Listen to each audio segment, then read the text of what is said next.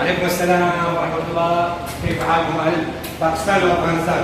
باكستان كيف حالكم؟ شيخ السلام عليكم. شيخ كيف حالك؟ شو اسمه هذا؟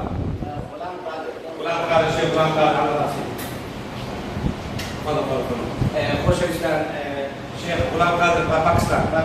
طبعا أنا وصلنا من الشيخ غلام قادر هذا باكستان بس كنا سنوصل أو ساعتين هالشيء دوزارو عبدي الرجي مشمر سباس وقبي ولا زين الله على دائما سباس وإن شاء الله سمعي كردستان سمعي إسلام برزدك إن شاء الله كردستان إن شاء الله بإذن الله إن شاء الله أكون بشري إخوانك إن شاء الله تعالى.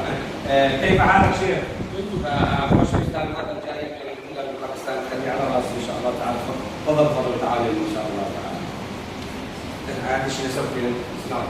وننزل من القرآن ما هو شفاء ورحمة للمؤمنين ولا يزيد الظالمين إلا خسارا.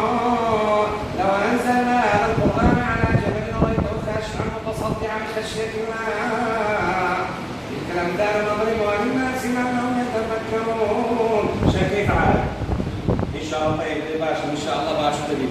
خوش الإسلام اليوم 8/2017 اليوم شهر 8/2017 الشيخ جاي من باكستان خلي على راسي إن شاء الله تعالى. تفضل الشيخ من هنا وصلى الله على سيدنا وعلى حبيبنا